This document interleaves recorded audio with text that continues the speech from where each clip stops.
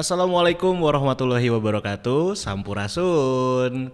Ketemu lagi di Passion Pasundan Podcast Communication. Ada saya Zi Chandra atau Muhammad Fazri Chandra yang pastinya bakal ngobrol-ngobrol seru. Kali ini kita ditemani sama bintang tamu yang luar biasa. Pertama nih saya kenalin dulu, ada rekan kerja saya di Prodi Ilmu Komunikasi Visip Unpas, Ibu Dini ya. Ibu Dini Ardianti.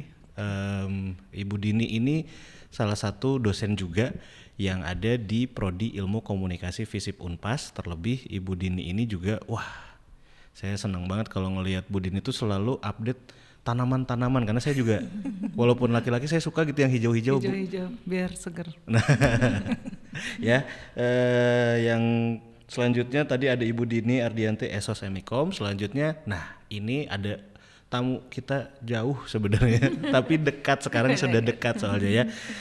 Saya mau memperkenalkan Ibu Dr. Siswantini SEAK-MIKOM atau biasa disebut Ibu Yeni. Iya, nah, betul. Ibu Yeni ini juga salah satu dosen dari BINUS University ya Bu ya? Iya betul, di BINUS. Nah Bu, ibu-ibu ini ya dua-duanya, yang pertama dulu nih Bu Dini ini mengampu mata kuliah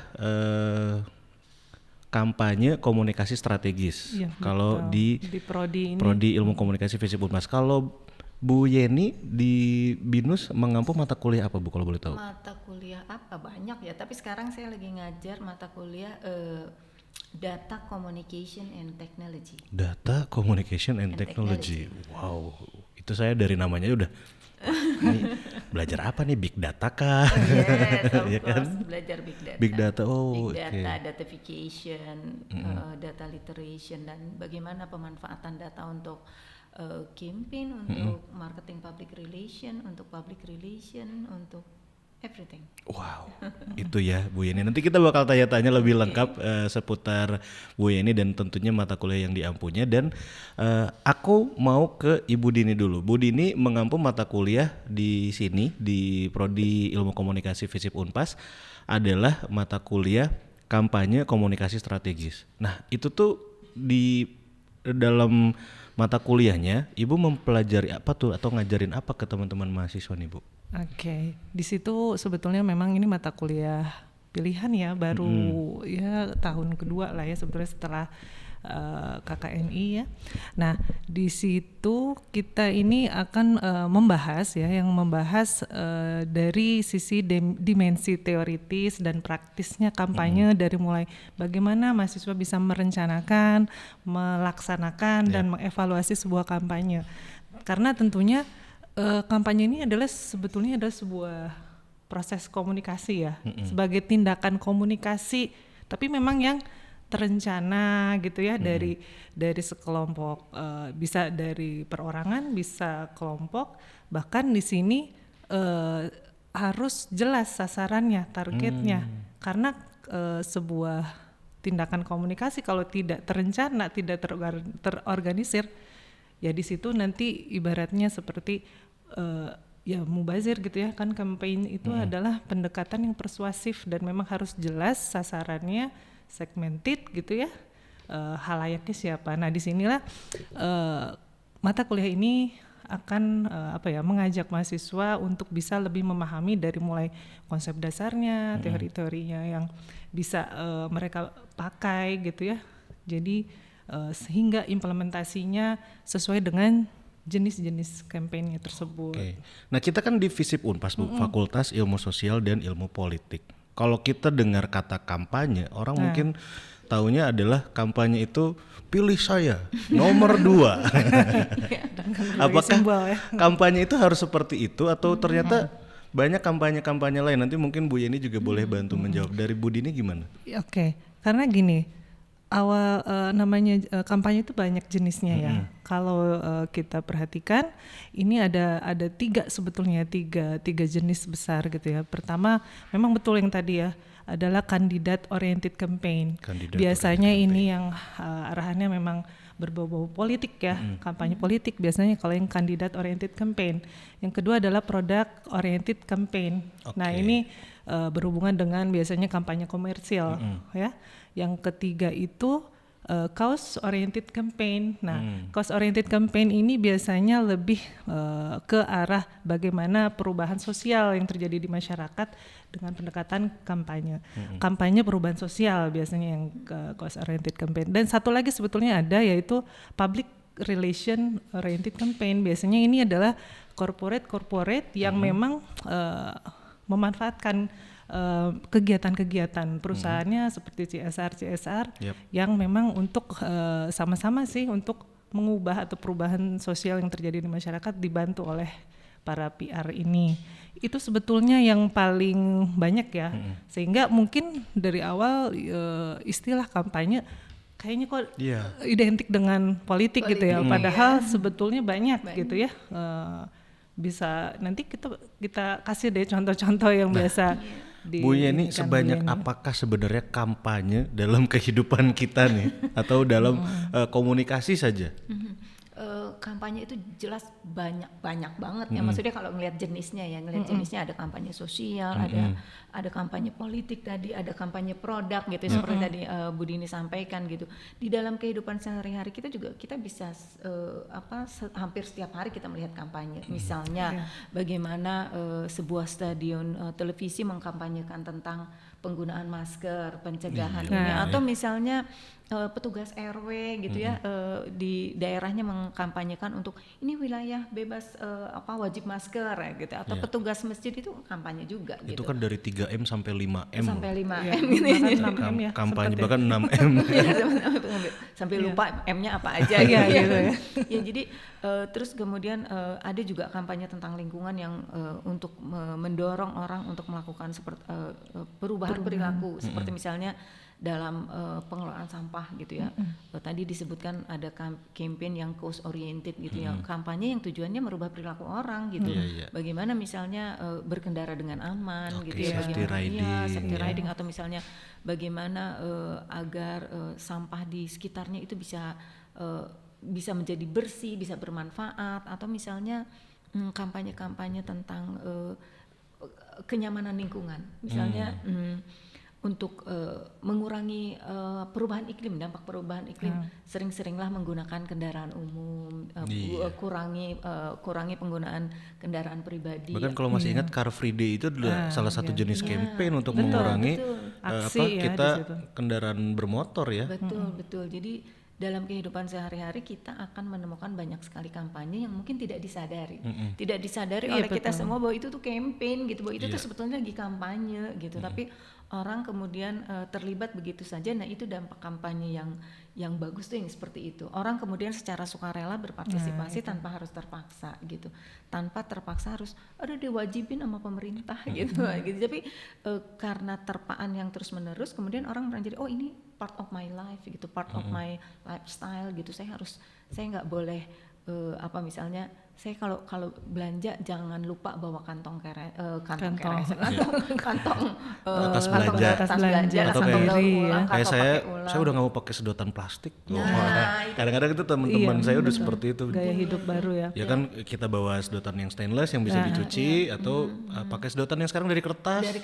Bahkan gitu ada yang eco waste. Kemarin saya lihat Pak Sandiaga Uno Kemenparekraf mempromosikan sedotan dari bambu, Bu. Iya, betul. Itu juga salah satu bentuk campaign ya, salah satu bentuk kampanye yang ada bermedia ya, dan ada yang non-mediated gitu. Ada yang sekarang kita di zaman serba mediated komputer ya, dimediasi oleh komputer semua di media sosial, tetapi ada juga kampanye yang memang kita rasakan sehari-hari dan kita lakukan dan kita terlibat di dalamnya gitu tanpa kita sadari. Seperti misalnya teman-teman datang ke satu toko kopi, terus di situ maaf kami sudah tidak menyediakan lagi sedotan.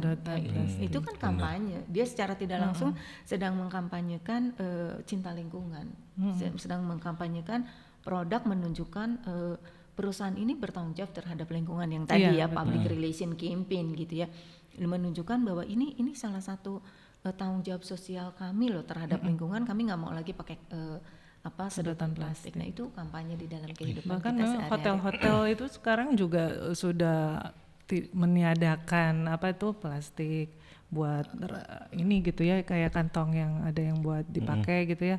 Di kamar-kamar itu udah betul-betul produknya yang bisa dipakai ulang semua gitu. Betul. Atau yang mulai banyak kalau hotel-hotel yang dia green company atau dia turut di gerakan green industry, dia udah nggak pakai lagi bathtub gitu ya. Oh iya betul. Dan udah di situ langsung.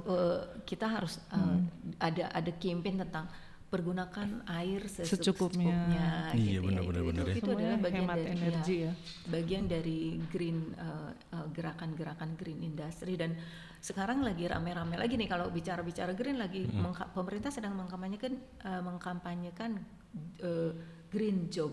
Nah, itu Apalagi Mahasiswa harus kan tahu ya Bu ya. saya taunya orang awam taunya go green, ya kan. Ini ada green job, ini pekerjaannya jadi ojek online kan? Kan pakai jaket hijau. Nah itu salah satu yang sedang sekarang dikampanyekan oleh pemerintah juga gitu ya, dipromosikan untuk bagaimana agar mahasiswa ya atau generasi muda yang sekarang sedang bersekolah itu tertarik masuk ke green job. Jadi pekerjaan-pekerjaan yang memang peduli lingkungan, pekerjaan-pekerjaan yang memang mengurangi emisi gas buang, mengurangi berkontribusi terhadap penekanan dampak dari perubahan iklim. Menarik lah, banyak lah. Seperti itu ya. Tapi kalau saya mau nanya lagi sama Bu Dini, nah berarti dalam kampanye komunikasi strategis ini, tadi kan sudah dijawab juga yang diajarkan dan yang dipelajari seperti ini. Nah, nanti teman-teman mahasiswa ini setelah mempelajari berbagai macam bentuk jenis kampanye, tentunya luarannya mereka akan harus bisa seperti apa nih Bu? Iya, paling tidak mereka harus paham dulu ya bahwa tadi betul yang disampaikan Bu Yeni, kampanye itu sudah ada dalam keseharian kita gitu ya. Tapi sekarang kembali lagi seperti apa sih apa yang harus dilakukan agar kampanye berhasil gitu kan. Kampanye berhasil itu selain pendekatannya tadi persuasif dengan adanya kesukarelaan gitu ya, tapi juga harus tahu segmentasinya, sasarannya itu siapa. Karena pendekatannya tidak semudah itu. Kadang mahasiswa itu gini ya, saya tugaskan untuk kampanye komunikasi strategis ini bikin konten misalnya dengan pembagian tugas tadi misalnya tentang lingkungan, tentang kesehatan, tentang safety riding kah, tentang apapun gitu ya. Tapi mereka itu kebanyakan medsos semua. Saya bingung, ini kok dari sekian 10 kelompok gitu ya, ternyata buat mereka kayaknya itu kampanye itu seolah-olah harus selalu digital gitu ya, karena memanfaatkan feed di Instagramnya kah atau di YouTube bentuknya videografi. Padahal setelah kita bahas gitu, kalau sudah saya nilai ini tidak mesti medsos, ada coba gali lagi. Ternyata kan untuk pendekatan yang usia-usia tertentu, kalangan pre-milenial ya Bu ya, seperti baby boomers, mereka kan tidak terlalu akses terhadap media sosialnya kan sudah minim ya, jarang gitu ya. Paling masih ke media konvensional. Memang tentu budgetnya akan lebih tinggi. Paling tidak non mediatednya dimanfaatkan lah. Seperti apa? Misalnya kita perhatikan ada beberapa program di pemerintah Kota Bandung aja ya Bu ya, yang seperti Kang Pisman, terus dulu ada gerakan 1 juta biopori, itu kan sebetulnya sebuah aksi campaign juga untuk aware terhadap peduli lingkungan. Sampah dimasukkan biopori kan nggak mungkin hanya melalui medsos, jadi gerakannya bisa masyarakat langsung ya, seperti tadi Car Free Day datang, atau non mediated itu door to door education untuk kalangan ya middle to end gitu ya kan, karena mereka kan tidak terbiasa sehari-hari update status story gitu ya. Mereka lebih seneng komunal, duduk-duduk di warung kopi gitu ya, atau dengan tetangga ngobrol. Jadi pendekatannya non mediated ini masih relevan untuk walaupun di zaman kini gitu ya, zaman now gitu. Satpam kompleks saya nggak main TikTok. Nah, kalau misalnya di kalangan mahasiswa, oke lah bisa. Sehingga saya sih berharap dari mata kuliah ini mahasiswa itu bisa lebih terbuka gitu ya, bahwa berbagai pendekatan itu harus tetap dilakukan gitu. Jadi nggak hanya di sosial media saja, terkadang juga kita lupa bahwa ada kampanye-kampanye misalkan datang ke ibu-ibu PKK yang Nah, mungkin iya. media sosialnya berbeda dengan anak-anak Iya, muda, iya, ya bisa kan? lewat arisan ya, terus atau senam bersama Nah, gitu, sama beberapa produk susu kan, ayo jalan pagi sehat gitu Iya, ya, iya, jalan iya. 1000 langkah, Goes tapi bareng, langsung, itu juga bagian dari Ternyata dari gitu campaign. ya, Banyak hal yang kampanye bisa dilakukan. bisa merubah pola hidup seseorang, funnya dapet, Iya. terus tadi si produk juga bisa mengkampanyekan produknya ya Bu ya. Iya.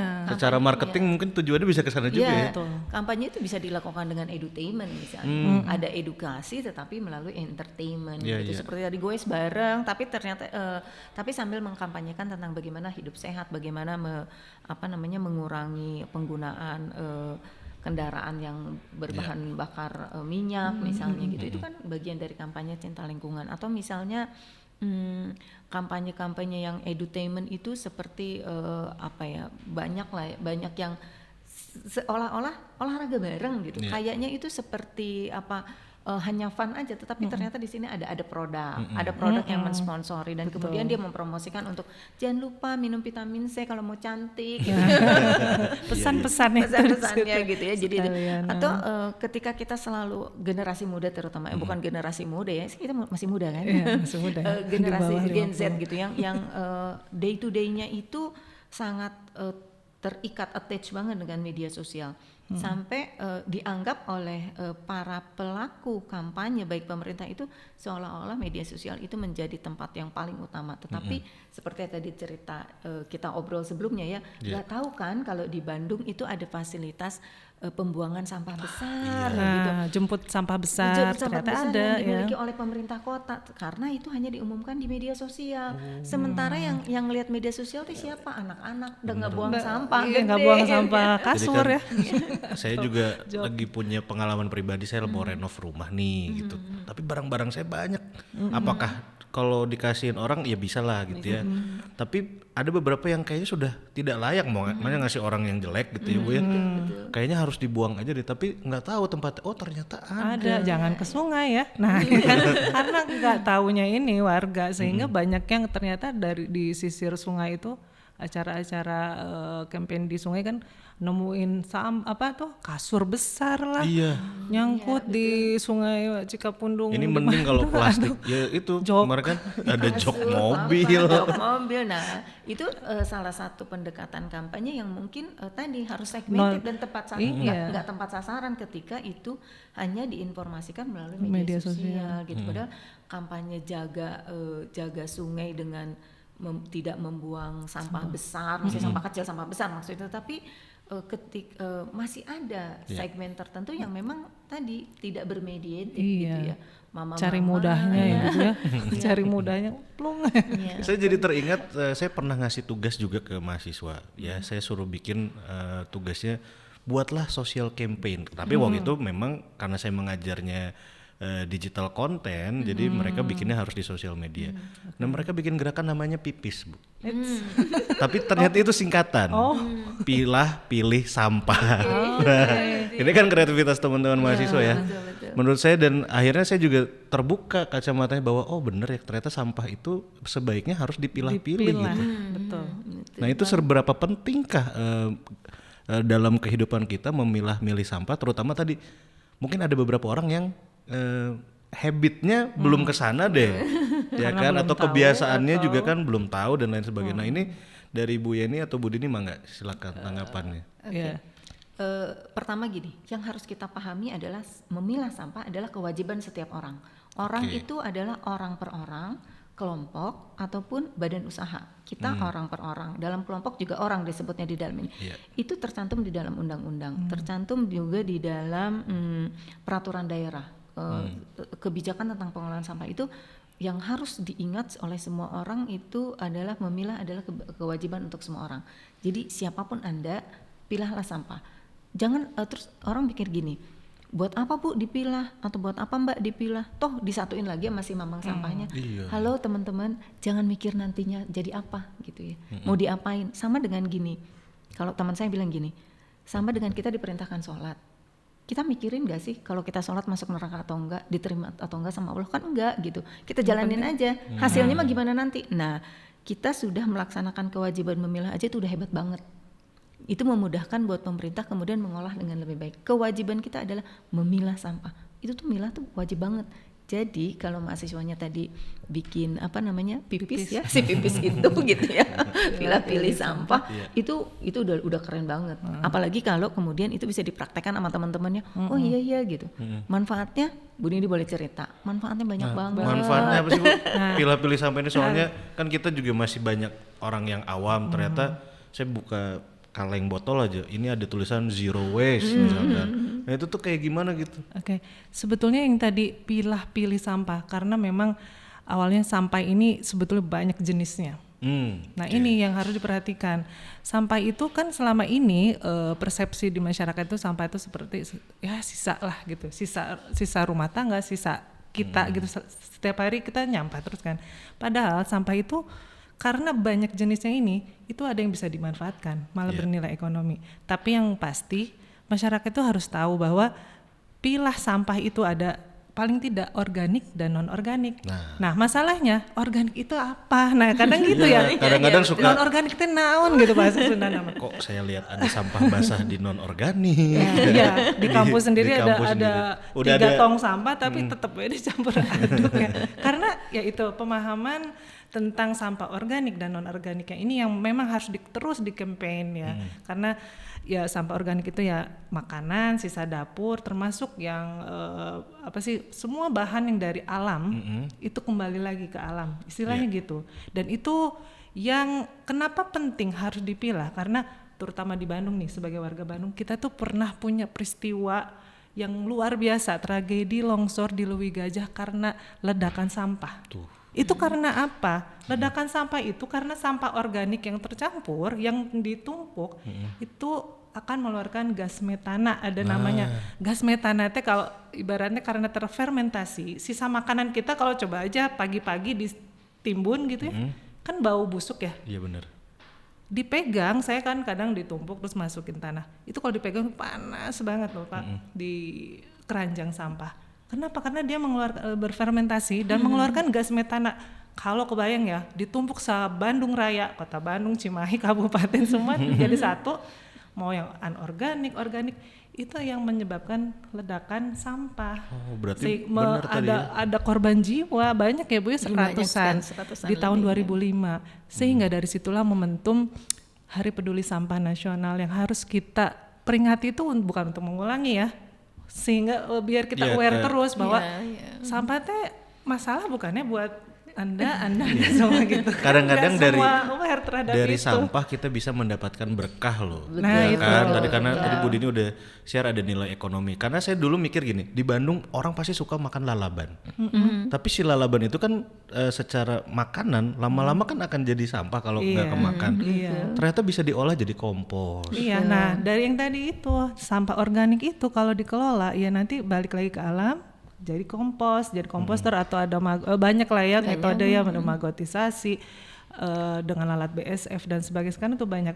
Tapi prinsipnya kalau sudah terpilah dengan yang anorganik seperti botol bekas atau kaleng bekas gitu ya, itu yang bernilai ekonomi. Yang kalau dicampur dengan organik lagi ya bakal busuk juga semua. Terus itu ada di yang jadi beberapa masalah. daerah-daerah di Bandung ibu-ibu ya bikin tas tuh dari plastik deterjen. Iya, pemanfaatannya.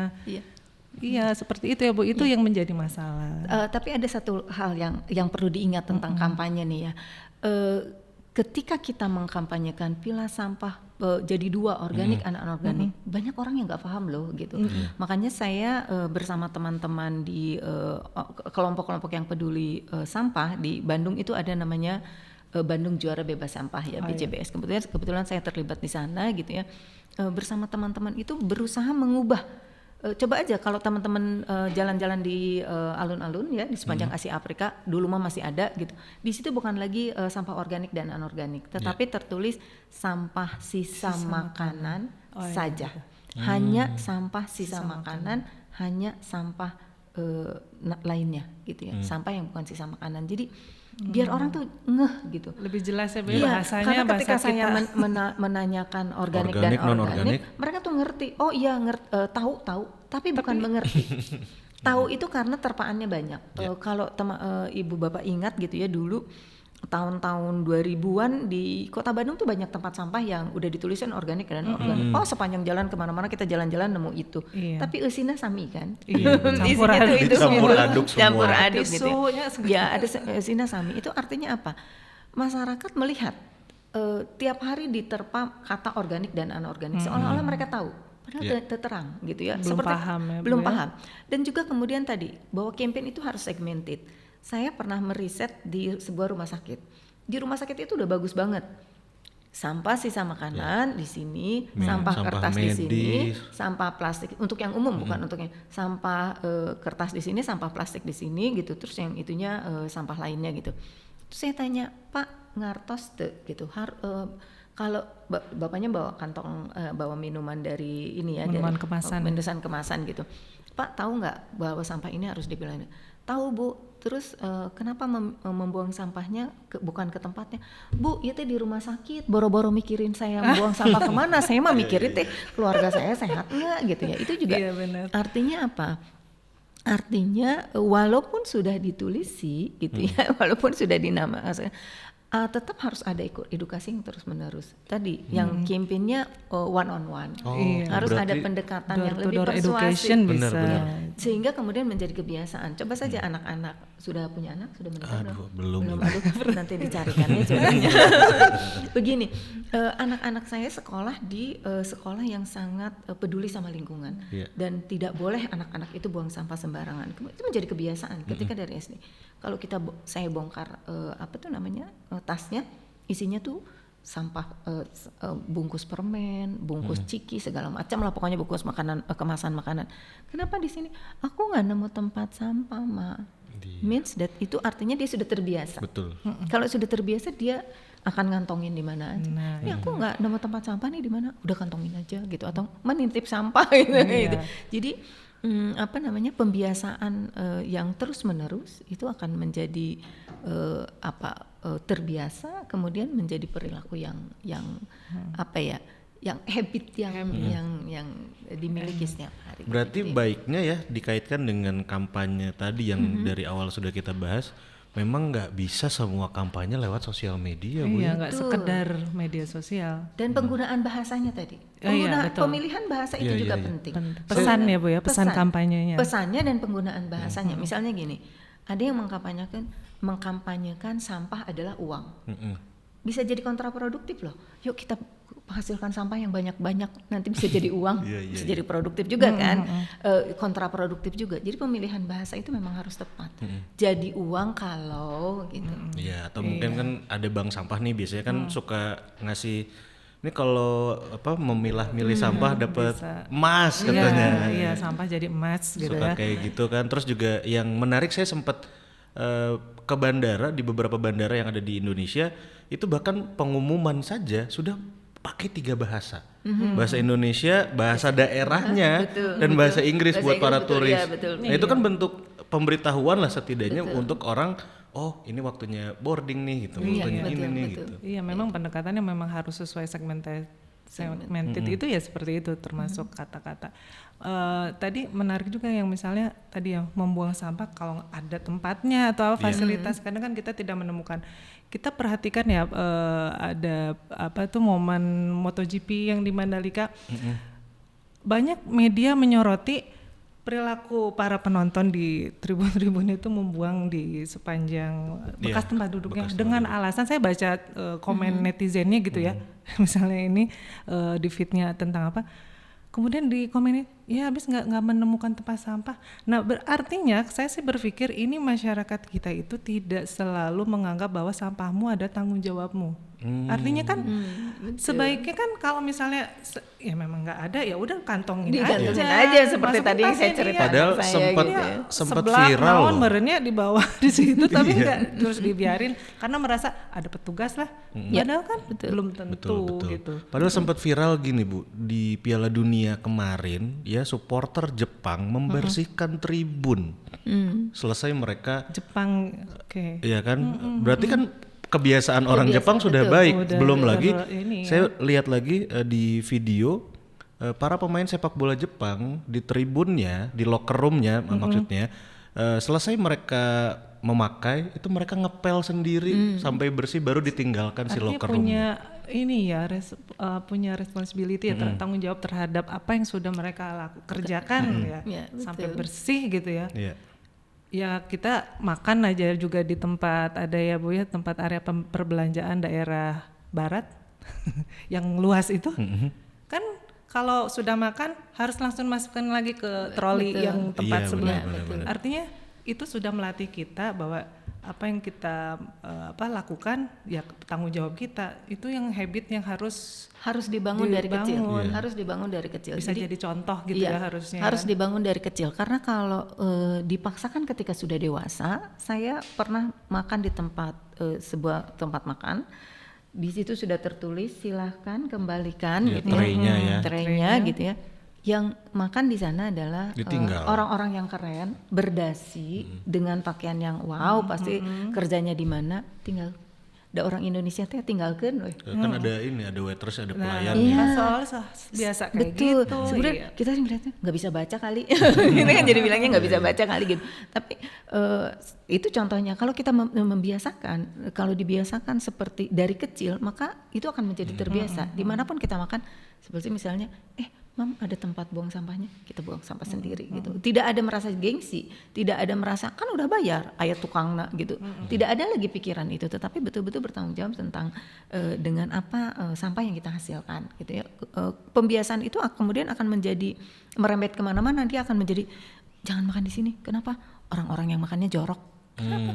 Lihat tuh makanannya bececeran, aku nggak suka. Nah itu juga jadi karena terbiasa bersih gitu, karena terbiasa, dan itu harus di Indonesia itu pasti panjang banget, harus dari kecil, harus dari PAUD udah dibiasain, dan bukan hanya anak-anaknya, si gurunya pun harus ngasih contoh, sehingga tidak ada lagi cerita tuh saya nggak nemuin tempat sampah, jadi ya buang aja di mana gitu. Tapi kita nggak terlambat dong Bu, maksudnya biar bisa kayak Jepang gitu ya, yang saya ngeliat budayanya mereka ya ampun bersih banget 30 orang-orangnya. tahun katanya mereka juga Iya. berprosesnya Bu ya. Even berubahnya. maksudnya kita lah mungkin dari orang tua kita sudah mengajarkan habis bangun tidur ya dibersihin. Dibersihin sendiri benar. Itu kan Dibersihkan. salah satu kebiasaan kecil Yang yang dibangun. pasti kita lakukan setiap hari gitu. Ya, saya setuju terlambat sih enggak, ya terlambat sih enggak, tapi jangan mimpi besok jadi gitu loh, jangan mimpi oke. besok jadi gitu. Berarti harus bertahap lah harus ya. bertahap Prosesnya dan lama, momennya panjang. sekarang saya kira menjadi momen yang sangat tepat sekali ketika anak-anak muda generasi Z terlibat, generasi yang digital native, yang hidupnya sehari-hari dengan sosial media. Kalau mereka merasa bahwa mereka punya tanggung jawab terhadap lingkungan mereka dan saya terlibat dengan banyak anak-anak muda yang mereka bilang begini, kami itu adalah generasi yang merasakan dampaknya dari perilaku mama-mama, nenek-nenek kita ketika mereka sudah mulai tidak peduli dengan lingkungan, dan kami yang paling merasakan, dan ternyata Gen Z ini jauh lebih peduli karena mereka merasakan banget dampak perubahan iklim kerasa sama mereka sekarang, gitu ya. Nah ini momen yang tepat untuk mereka berbagi pengalaman mereka tentang bagaimana misalnya milah sampah nih, gue udah milah sampah, sekarang milah sampah harus lebay lah, diangkat di TikTok lah, diangkat di medsos, dibikin di reel lah gitu, karena terpaan itu berdasarkan riset yang saya temukan, terpaan melalui video yang didapat di media sosial itu membuat mereka menjadi lebih ter-encourage, termotivasi. Betul. Pengen niru kayak si ini keren banget ya. Paling Sekarang, influencer ya. ya boleh terkenal boleh tidak, iya. tetapi Mam aku mau bikin sabun sendiri. Hah, dari mana? TikTok katanya. Gitu kan. Jadi artinya apa? Terpaan media sosial yang frekuensinya tinggi dengan intensitas tinggi itu bisa merubah perilaku. Nah, ini momen yang harus dimanfaatkan lah oleh Berarti semua orang untuk tadi mendorong Gen Z gitu ya. Betul. Kita nggak terlambat, seenggaknya bisa kita mulai, dan mulainya dari sekarang gitu ya, dan perlahan-lahan. Tapi ngomongin soal milenial atau Gen Z gitu ya, teman-teman mahasiswa saya pasti suka sama yang namanya thrifting, ya, atau mereka tuh membeli baju-baju bekas yang sebenarnya di negara asalnya itu tuh udah jadi sampah Bu gitu. Nah ini pendapat tentang thrifting ini katanya ada plusnya, ada minusnya juga, apalagi fashion itu terkadang kalau di beberapa brand besar gitu mereka bahkan sudah mengkampanyekan taruh pakaian bekas kalian di sini. Betul. Nah ini seperti apa dalam gerakan pilah-pilih ini dan juga tentunya di dalam pengelolaan sampah ini gitu, dalam fashion terutama? Dalam fashion ya. Oke, saya akan mengatakan baik kalau itu tidak dibeli dari produk dari luar negeri. Oke. Thrifting itu bagus kalau misalnya kita beli baju bekas, kalau kita beli punya teman yang bekas tapi masih layak pakai. Tapi kalau kita sengaja datangin dari luar negeri baju-baju bekas, itu kan sama dengan kita pakai sampahnya orang dong gitu ya. Jadi numpukin sampah di kita gitu. Tapi kalau kita misalnya gini nih, saya misalnya biasakan untuk kalau kita punya, katakanlah punya baju 10, nggak mungkin 10 kan ya. Kalau punya baju 10, ketika kita beli satu, keluarin satu. Keluarinnya kemana? Kasihin ke teman, panti asuhan, tukar ke tempat lain gitu ya. Membuat generasi muda masuk slow fashion keren gitu ya. Tapi kalau slow fashionnya sengaja beli baju bekas dari yang sengaja diimpor dari luar negeri, kayaknya jadi nambahin sampah deh gitu. Kalau hanya sekedar ingin dapat brand gitu ya, kenapa dia nggak nabung terus beli brand yang keren gitu ya, beli baju harganya jutaan, puluhan juta tapi dipakai dalam waktu yang lama. Kan tinggal mix and match gitu ya. Beli baju yang yang branded misalnya 3 baju branded mix and match. Kan keren-keren juga dan itu bertahan lebih lama ya. Dan bertahan lebih lama dengan harga yang wow gitu ya, bisa bertahan lebih lama. Dan kemarin saya nonton yang lebih keren lagi di Jepang itu diolah ulang. Misalnya kita beli baju putih nih, dicelup warnanya ganti, tetapi dicelupnya pakai bahan-bahan yang ramah lingkungan dari bahan alam gitu, dan itu warnanya jadi keren-keren gitu ya. Jadi kalau pengen thrifting fashion kalau memang tujuannya slow fashion ya keren. Jadi yang benar sebenarnya itu ya, bukan teman-teman beli barang dari luar negeri dibawa bekas ya ngapain, mending kayak tadi sebenarnya saya sudah melakukan ini. Jadi saya beli baju baru nih mahal gitu. Udah bosen, saya pre-love. Saya jual lagi. Betul. Saya jual lagi. Nah, duit jual laginya beli lagi model baru lagi. Nah, itu yang keren tuh yang kayak gitu ya. Boleh kita beli yang kenapa kita nggak beli yang branded aja sekalian gitu ya, kalau pengen tahan lama, kualitasnya pasti bagus gitu ya.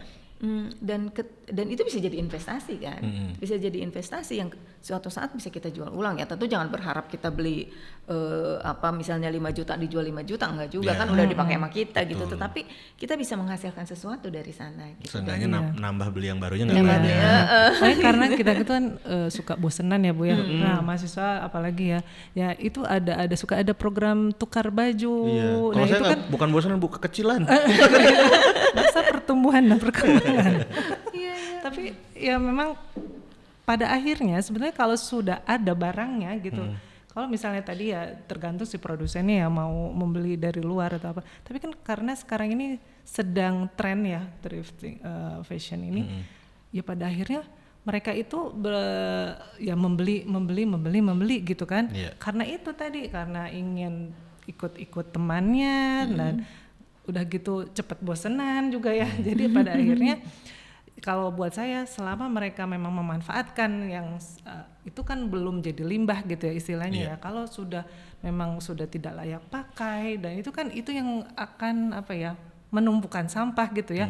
Dia sudah robek-robek gitu kan, atau bolong-bolong dan sebagainya. Atau di Bandung mah biasa sisa ekspor. Nah, sisa ekspor itu kan sebenarnya kalau masih bisa dipakai ya kita manfaatkan aja untuk memang dipakai gitu.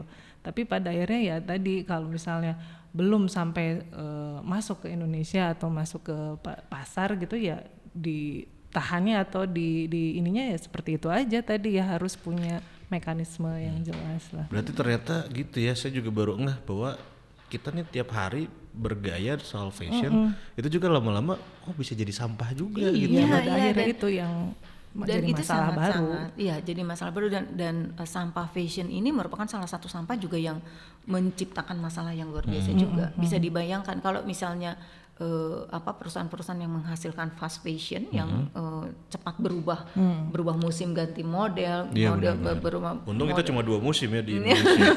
Yang berubah model setiap saat dan murah dijual sehingga orang yaudah beli lagi gitu, nggak butuh juga beli lagi gitu. Itu bisa dibayangkan berapa banyak sampah tekstil yang dihasilkan.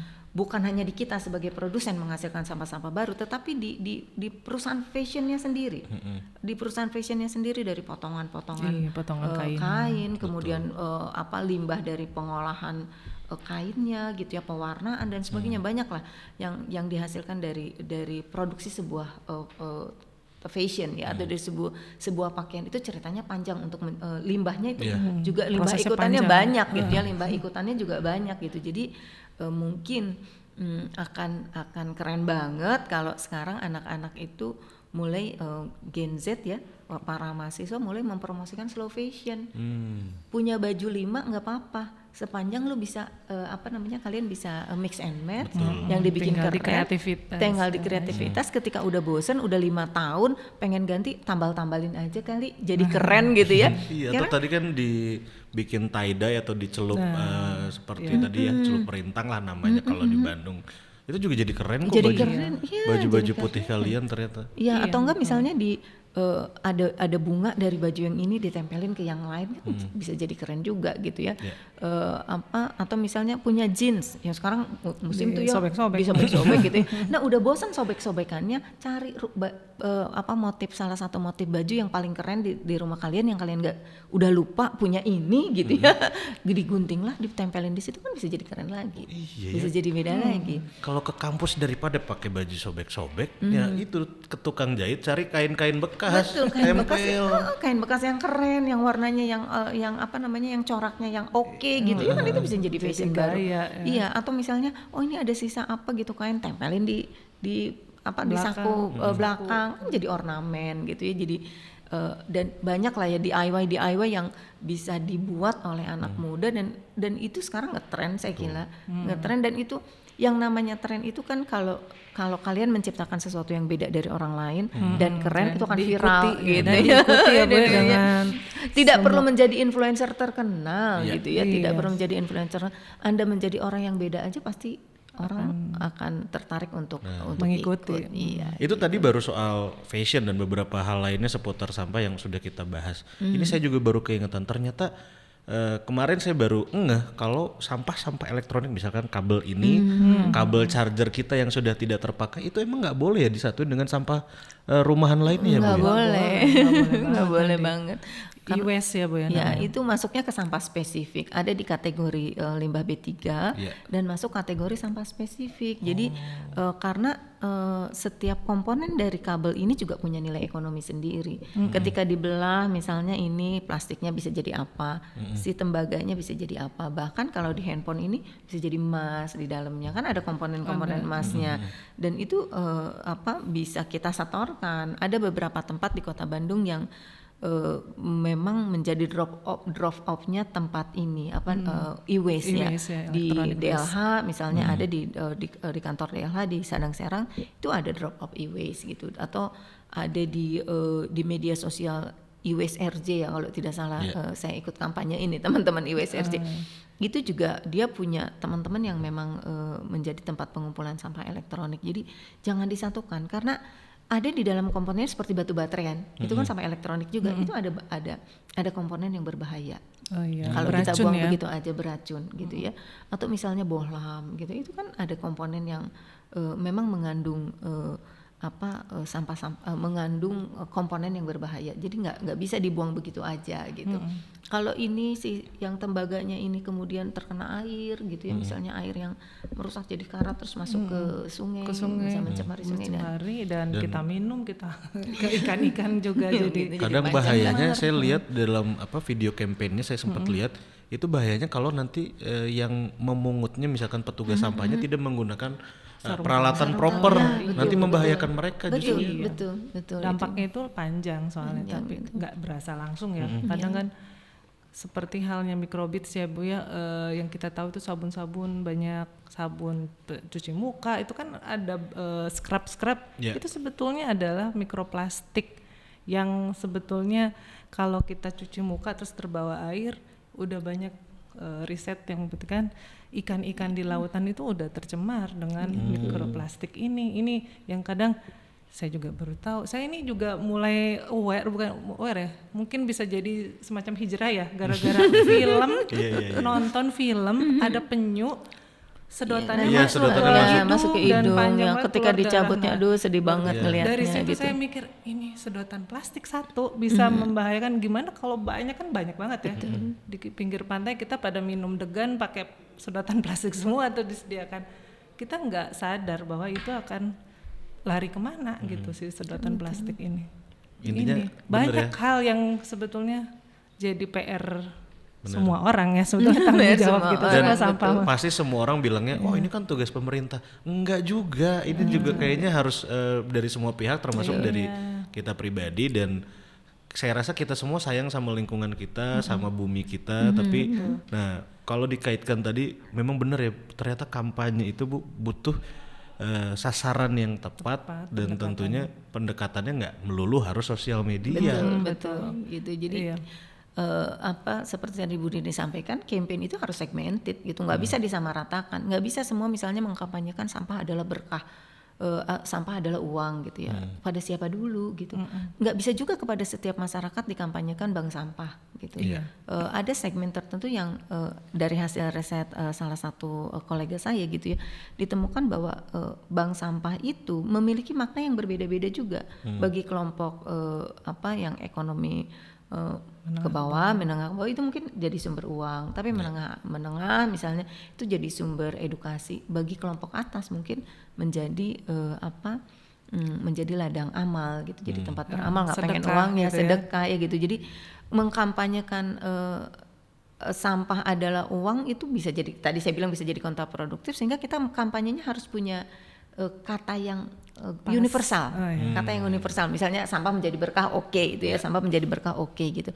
Kalau apa? Kalau dipilah, jadi berkah juga kalau apa? Kalau dipilah gitu ya. Dan kemudian misalnya sampah, kemudian ada nggak tanggung jawab kita untuk mengolah sampah? Tidak diatur, tapi kalau mau mengolah, setelah kita memilah, kemudian kita mengolah sampahnya misalnya Jadi yang kompos, yang organiknya jadi kompos gitu ya, atau jadi dibuat jadi pakan ternak dengan mengembangkan BSF gitu ya, itu boleh-boleh saja, tetapi bisa tidak menjadi kewajiban. Yang wajib adalah memilahnya, wajib banget memilah, itu wajib, itu yang harus dikampanyekan secara terus menerus. Berarti mahasiswa saya benar ya, pipis itu. Pipis itu Pilih sampah. Saya juga kaget. Pipis. Saya suruh tugasnya bikin sosial eksperimen. Jadi dalam kampanye digital kalian harus bikin sosial eksperimen yang nanti berguna buat masyarakat. Hah? Pipis, tapi ini pipis itu pilih sampah Pak. Dan saya dapat pencerahan juga dari Bu Dini, dari Bu Yeni. Oh ternyata memang banyak sekali manfaatnya gerakan pilih sampah, terutama buat lingkungan, apalagi buat kesehatan gitu ya. Dan terutama buat diri kita sendiri lah gitu, bukan buat orang lain lah gitu. Karena ini tuh saya berpikir nih, mahasiswa sekarang atau anak-anak muda sekarang ini kan sebenarnya bonus demografi ya, nanti 2050 mereka sudah menjadi seseorang lah ya, pemimpin masa depan. Kalau misalnya kita perhatikan, emang buminya masih baik-baik saja nggak gitu. Sementara climate change aja sekarang kita rasakan ya terus menerus saat ini gitu. Ngerasa gerah gitu ya malam-malam, ngerasa Bandung nggak kayak tiba-tiba dulu hujan 22 derajat Celcius juga udah jarang ya, sekarang 31, 29 di Bandung kan. Artinya ini ada semacam perubahan iklim dirasakan, disadari nggak lah oleh kalian semua atau oleh kita gitu di tahun 2050, kita nggak tahu gitu. Dan itu yang harus dijaga terus gitu ya. Dari sini sih kontribusi yang perlu dilakukan. Dan ini menjadi momen yang tepat, yang menurut saya kalau teman-teman mahasiswa dengerin podcast ini gitu ya, semoga bisa kepikiran kelak someday kalau saya ingin jadi pemimpin, saya pengen campaignnya gitu ya, yang cinta lingkungan. Saya pengen campaignnya mempromosikan yang dicita-citakan presiden untuk IKN, untuk ibu kota yang baru gitu ya, yang katanya serba sustainable gitu ya, katanya serba ramah lingkungan dan sebagainya. Kelak banyak mahasiswa yang mau jadi pemimpin itu yang memikirkan lingkungan ya. Yang memikirkan sustainable development, yang memikirkan bukan hanya harus untung tetapi juga bagaimana agar mereka bisa memproduksi segala sesuatu yang green itu nggak hanya label gitu, nggak hanya label tetapi betul-betul mereka memikirkan circular economy. Kalau misalnya mereka memproduksi, let's say katakanlah jadi pengusaha kopi terkenal gitu ya. Kalau jadi pengusaha kopi terkenal, maka ketika dia ingin menanam kopi, dia harus berpikir bahwa kopi itu nanti hasilnya gitu ya tidak ada sampahnya. Walaupun orang bertanya zero waste, is it possible? Mungkin nggak sih kita yang namanya zero waste, nol sampah? Bukan berarti nol sampah, karena kan dari setiap sampah, bahkan ketika sampah diolah aja masih ada residunya, masih ada sampahnya kan. Tapi ketika dia jadi pengusaha kopi, mulai dari petani kopinya, dia harus berpikir petani kopinya ramah lingkungan nggak, pakai yang organik nggak, pakai pupuk kimia nggak, ya. Kemudian diolahnya dengan apa? Seperti apa mengolahnya, gitu. Kemudian setelah itu packingnya ramah lingkungan nggak? Packingnya menggunakan kemasan yang daur ulang nggak? Oke, tidak ada alternatif kalau pengen murah pakai kemasan yang daur ulang. Tapi setelah ada kemasan daur ulang, itu dia punya program untuk mengambil sampah-sampah yang dari kemasannya itu. Balikin lagi ke pabrik saya deh, biar nanti saya jadiin lagi apa gitu. Bisa. Ya itu harus bisa sampai seperti itu gitu. Dan ya. ampas kopinya pun bisa betul. Jadi ya. maksudnya si calon pemimpin ini, si para mahasiswa ini bisa memikirkan sampai ke sana gitu loh. Sampai memikirkan jangka panjang ya. Bagaimana mereka menjadi pengusaha yang punya pola pikir yang circular economy, memikirkan hasil produknya itu yang balik lagi ke dirinya sendiri. Karena kalau kita mempraktekkan ini, itu akan mengurangi biaya, akan sangat mengurangi biaya gitu. Berpikir sustainable development akan sangat mengurangi biaya. Nah itu dia, dan menariknya sebenarnya saya pengen banyak sekali ngebahas sama Bu Dini sama Bu Yeni terkait kampanye komunikasi, terutama dalam kegiatan-kegiatan kampanye soal tadi ramah lingkungan lah, belum lagi ternyata banyak sekali kegiatan-kegiatan kampanye yang setidaknya bisa menyadarkan kita, pola pikir kita juga harus berubah. Tapi dari semua obrolan ini ya, ibu-ibu sekalian, mungkin ada nggak sih sedikit yang bisa kita simpulkan atau mungkin sebagai closing statement juga, mangga dari Bu Dini dulu deh. Boleh. Ya, kalau dari saya kalau dikaitkan dengan kampanye komunikasi strategis, kita dari awal juga di highlightnya itu untuk apa sih kampanye ini sebetulnya ya. Kampanye ini kan tujuannya sebetulnya kalau menurut Ostergaard sendiri gitu ya, harus ada triple A gitu, 3A. A pertama pasti attention, harus bangkitkan perhatian itu dari sisi kognitif. Kedua attitude, sikapnya kalau mulai ada kepedulian, terus ada keterlibatan, kayaknya sedih juga ya kalau misalnya longsor lagi, kayaknya kok kayak gini, itu ada kepedulian, berarti sudah mulai ada attitude. Yang ketiga adalah yang paling tujuan terakhirnya adalah action, sehingga mereka mau beraksi, mau berubah perilaku. Dari sinilah sehingga apapun kontennya, apapun isunya yang diangkat, mau isu permasalahan lingkungan, kesehatan, COVID-19 gitu ya, atau masalah safety riding kah, atau masalah narkoba, apapun, HIV AIDS banyak gitu ya, atau bahkan politik gitu ya, dengan berbagai tujuan itu kan terakhir kan pengen ada aksi ya. Yang pasti adalah kita semua harus paham gitu ya, bagaimana sebagai pelaku komunikasi atau komunikatornya gitu, harus pahami dulu segmentasinya, harus pahami dulu segmentasinya, halayaknya, kemudian kita akan bisa menentukan pesannya, kata-katanya, pendekatannya seperti apa. Nah kalau seperti ini, pada akhirnya kita akan membantu perubahan perilaku itu akan terjadi gitu. Itu dari Bu Dini. Kalau dari Bu Yeni gimana nih Bu? Kalau dari saya sih sederhana aja. Kalau kamu mau kampanye, jadikanlah sikap dan perilakumu sebagai model. Nah, kalau mau promosikan cinta bumi, tunjukkan bahwa kamu cinta bumi. Jangan hanya sekedar nyuruh orang, ngajak orang, tapi sebenarnya dirinya enggak gitu ya. Itu yang istilah mulailah dari diri sendiri itu jangan hanya jadi slogan gitu. Jadikanlah dirimu model kalau kamu ingin mengkampanyekan sesuatu, baik ataupun buruk. Yang buruk jelas jangan ya. Kalau ingin mengkampanyekan yang baik, tunjukkan that you are doing what you say. Gitu. Wih, keren banget. Jadi role model gitu ya. Tuh ya. Ingat juga nih teman-teman mahasiswa, buanglah sampah pada tempatnya, buanglah mantan pada temannya.